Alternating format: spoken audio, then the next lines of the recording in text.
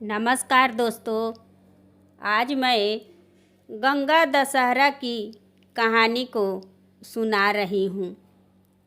प्राचीन समय में अयोध्या के महान राजा सागर थे और राजा सागर के दो पत्नियाँ थीं, केसिनी और सुमति। राजा सागर को कोई भी संतान नहीं था, इसलिए उन्होंने अपनी दोनों पत्नियों के साथ हिमालय पर जाकर कठोर तपस्या किए और उनकी तपस्या से प्रसन्न होकर भृगु ऋषि ने उन्हें संतान प्राप्ति का वरदान दिए।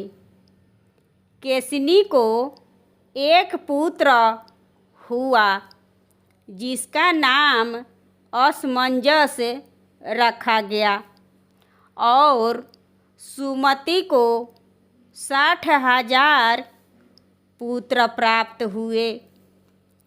राजा सागर ने एक बार अश्वमेध यज्ञ करने का निश्चय किए, जिसका उद्देश्य अपनी शक्ति और प्रभुत्व स्थापित करना था।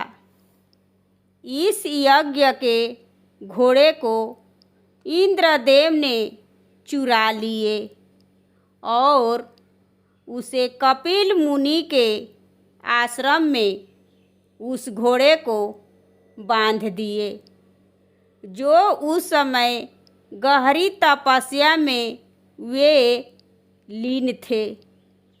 राजा सागर ने 60,000 पुत्र घोड़े को ढूंढते हुए कपिल मुनि के आश्रम पहुँचे और उन्होंने मुनि को ही घोड़ा चुराने का दोषी समझे और बिना सोचे समझे ही उन पर हमला कर दिए।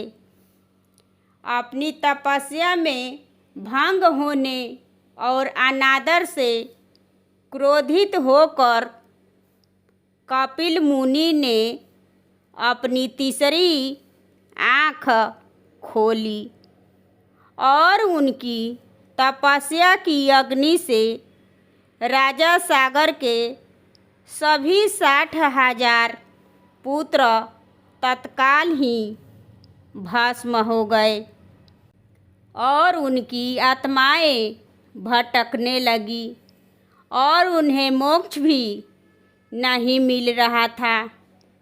जब राजा सागर को यह भयानक समाचार मिला तो वे बहुत ही दुखी हुए।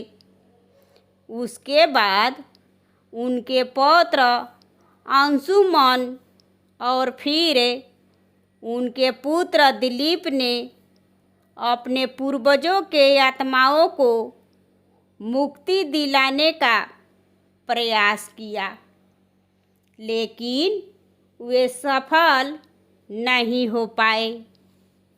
आखिरकार राजा दिलीप के पुत्र भागीरथ ने अपने पूर्वजों को मोक्ष दिलाने का संकल्प को लिया। उन्होंने यह जान लिया था कि केवल स्वर्ग से गंगा को पृथ्वी पर लाने के लिए ब्रह्मा जी की कठोर तपस्या की और ब्रह्मा जी की उनकी तपस्या से बहुत प्रसन्न हुए और उन्हें वरदान मांगने को कहे। भागीरथ ने गंगा को पृथ्वी पर लाने के लिए ब्रह्मा जी की कठोर तपस्या की। ब्रह्मा जी उनकी तपस्या से बहुत ही प्रसन्न हुए और उन्हें वरदान मांगने को कहे। भागीरथ ने गंगा को पृथ्वी पर लाने का वरदान मांगा। ब्रह्मा जी ने उन्हें बताए कि गंगा का वेग इतना प्रचंड है कि पृथ्वी उसे सीधे सहन नहीं कर पाएगी। उन्होंने भागीरथ को भगवान शिव से प्रार्थना करने को कहे ताकि वे गंगा के वेग को अपनी जटाओं में धारण कर सके। भागीरथ ने जब भगवान शिव की अत्यंत कठोर तपस्या की, शिव जी की उनकी तपस्या से प्रसन्न होकर शिव जी की उनकी तपस्या से प्रसन्न हुए और गंगा को अपनी जटाओं में धारण करने के लिए सहमत हो गए।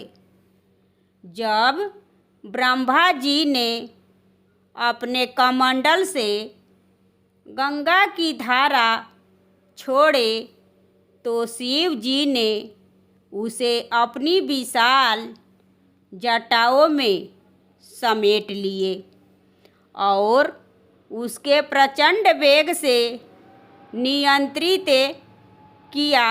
इसके बाद शिव जी ने अपनी जटाओं से गंगा की एक छोटी और नियंत्रित धारा को पृथ्वी पर प्रवाहित किए। भागीरथ उस धारा के आगे आगे चले और गंगा ने उसके मार्ग का अनुसरण किया।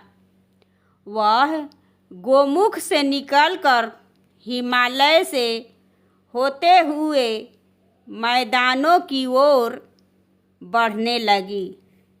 जिस दिन जेठ मास के शुक्ल पक्ष की 10वीं तिथि को हस्त नक्षत्र में गंगा पृथ्वी पर अवतरित हुई और राजा सगर के पुत्रों की भस्म को स्पर्श की, उन्हें मोक्ष मिल गया।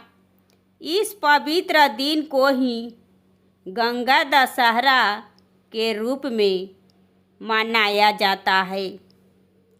भागीरथ के अथक प्रयासों के कारण ही गंगा का एक नाम भागीरथी पड़ा। तब से गंगा को मोक्षदायिनी और पाप मोचनी माना जाता है। गंगा दशहरा के दिन गंगा में स्नान करने, दान करने और पूजा पाठ करने से व्यक्ति के सभी पाप धुल जाते हैं और उसे पुण्य की प्राप्ति होती है। इस दिन पितरों के नाम से दान पुण्य करने से उन्हें शांति मिलती है और उनका आशीर्वाद भी प्राप्त होता है। ये है गंगा दशहरा की कथा। दोस्तों, ये कथा आपको कैसी लगी कमेंट करें और मेरे चैनल को सब्सक्राइब एवं वीडियो को लाइक करें और ज़्यादा से ज़्यादा शेयर करें। फिर मिलूँगी अगले वीडियो में। धन्यवाद।